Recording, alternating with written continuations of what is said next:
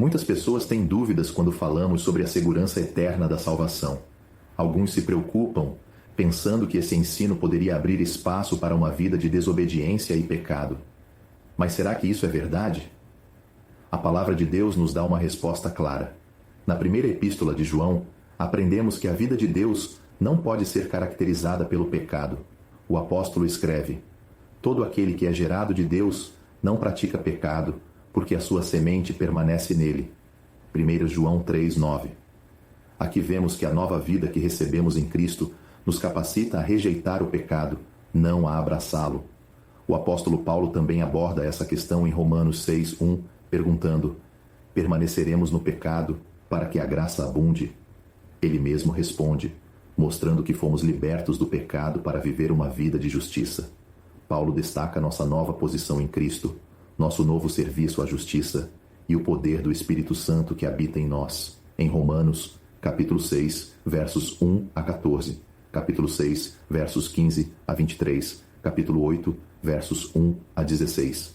Essa transformação é um testemunho vivo de que a verdadeira salvação leva a uma vida de santidade. Às vezes, encontramos pessoas que acreditam na possibilidade de perder a salvação, baseando-se em um entendimento equivocado das Escrituras. Muitos que defendem essa ideia acreditam que cada pecado cometido pode comprometer nossa posição diante de Deus. Isso não apenas subestima a obra consumada de Cristo, mas também insinua que a salvação depende das obras humanas. No entanto, a verdade é que a morte de Cristo não apenas pagou o preço pelos nossos pecados, mas também nos libertou do domínio do pecado. Como Paulo declara: nós que estamos mortos para o pecado, como viveremos ainda nele? Romanos 6:2. Infelizmente, algumas pessoas que acreditam nessa doutrina de apostasia não têm uma compreensão clara da salvação pela graça. Elas veem a salvação como algo a ser conquistado e não como um dom gratuito de Deus. No entanto, entre elas, há aqueles que, ao ouvirem a pregação da verdade, reconhecem sua incapacidade de se salvar e creem na obra consumada de Cristo. Vamos orar para que Deus também lhes revele a verdade de que a salvação é eterna e segura para aqueles que estão em Cristo. Às vezes, algumas passagens do livro de Hebreus podem ser mal interpretadas, sugerindo que um crente pode cair da graça. Vamos olhar com cuidado para 3 delas. Hebreus, capítulo 3, verso 14, capítulo 6, versos 4 a 6 e capítulo 10, versos 26 a 27. Em Hebreus 3,14 lemos: porque somos feitos participantes de Cristo, se guardarmos firme até o fim o princípio da nossa confiança. Isso significa que a perseverança é uma evidência da verdadeira salvação. Aqueles que abandonam a fé mostram que nunca foram realmente participantes de Cristo.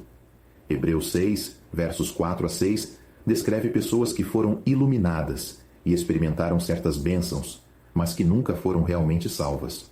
Isso se assemelha às palavras do Senhor Jesus em Mateus 7, versos 22 e 23, onde ele diz: nunca vos conheci, para aqueles que, embora tivessem realizado obras impressionantes em seu nome, não pertenciam a ele. Por fim, Hebreus 10, versos 26 e 27, alerta contra o perigo de rejeitar a única provisão para o pecado, o sacrifício de Cristo. Aqueles que voluntariamente rejeitam essa verdade enfrentam apenas uma expectativa de juízo. Essas passagens mostram claramente que a segurança eterna não é uma licença para pecar. Pelo contrário, a verdadeira salvação transforma vidas, levando os crentes a viverem para agradar a Deus. Como disse o apóstolo João: estas coisas vos escrevi para que saibais que tendes a vida eterna. 1 João 5,13. Que essa confiança na obra consumada de Cristo nos motive a uma vida de santidade e gratidão ao nosso Salvador,